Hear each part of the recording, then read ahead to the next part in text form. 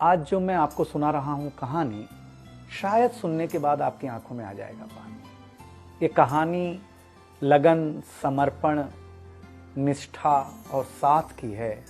ये कहानी जितनी मेरी है उतनी ही आपकी है। इस कहानी का जो मुख्य किरदार है वो हमारे आपके जीवन का आधार है। वो आपके लिए ज्यादा, अपने लिए कम बनी है।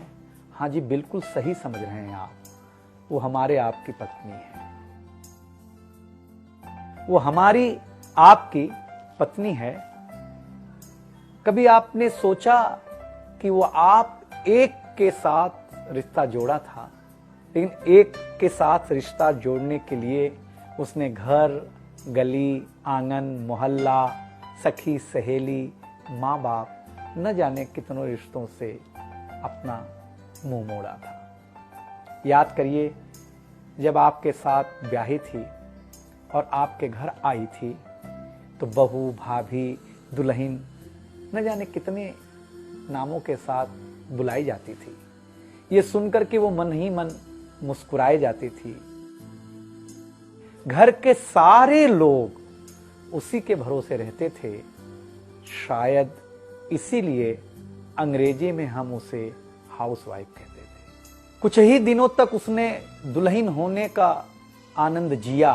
फिर झाड़ू, पोछा, बर्तन, चूल्हा, चौका, इन सब ने उसको जकड़ लिया।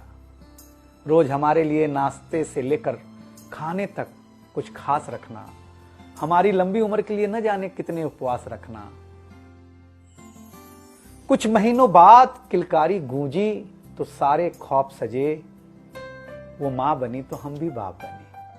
जैसे जैसे वो उम्र की सीढ़ियां चढ़ती गई, जैसे जैसे वो उम्र की सीढ़ियां चढ़ती गई, जवाबदारियां कुछ न कुछ रोज बढ़ती गईं। एक तरफ बच्चे पे नजर, दूसरी ओर मैं ऑफिस के लिए लेट न हो जाऊं इस बात का डर। सब कुछ बराबर हो, कुछ रह न जाए, और इस बात पर भी ध्यान कि गैस पर रखा हुआ दूध कहीं बह न जाए। घर वालों की फरमाइशों का चूल्हा जो एक बार चलता, घर वालों की फरमाइशों का चूल्हा जो एक बार जलता, तो कब सुबह, कब शाम, कब रात हो गई उसे पता ही नहीं चलता। इन व्यस्तताओं के बीच समय का चक्र कुछ इतना तेजी से चला। मुन्ना कब मनोज हो गया, मुन्नी कब सुमन, पता ही नहीं चला। अब तक जो था प्यार, अब उसने अपना नाम बदल करके रख लिया था तकरार।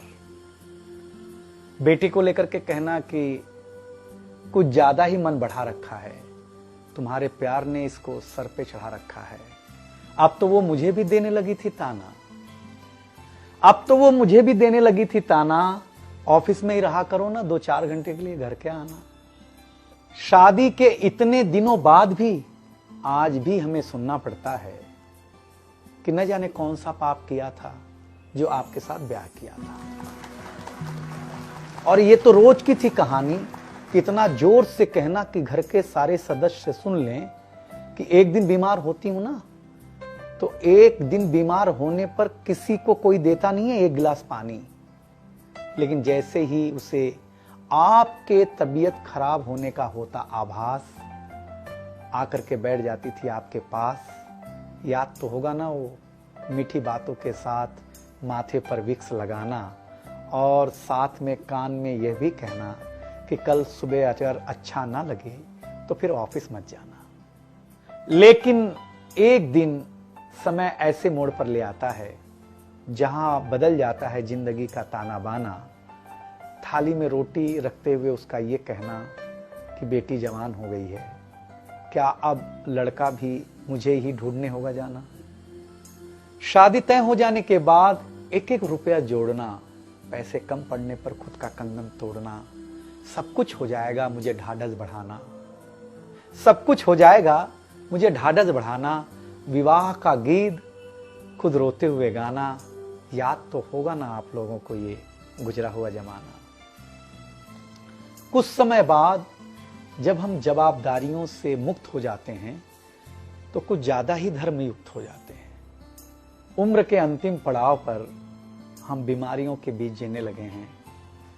बिना शक्कर की चाय पीने लगे हैं। लेकिन सच ये है कि जब तक हमारी आपकी पत्नी साथ है, चाय मीठी हो न हो, लेकिन जिंदगी में पूरी मिठास है। जबकि पत्नी के बारे में बहुत कम लिखा गया है, हर जगह मां का ही गुणगान है। मैं मानता हूं कि मां महान है, लेकिन आपके जीवन में आपकी पत्नी का भी महत्वपूर्ण योगदान है। तो आपसे निवेदन इतना सा है कि आप अगर घर पर हों या घर पर जाएं तो अपनी पत्नी का हाथ हाथ में रख करके संतोषानंद जी का लिखा हुआ एक गीत गाएं कि तू धार है नदिया की, मैं तेरा किनारा हूं, तू मेरा सहारा है, मैं तेरा सहारा हूं। आंखों में समंदर है, आशाओं का पानी है, जिंदगी कुछ भी नहीं, तेरी मेरी कहानी।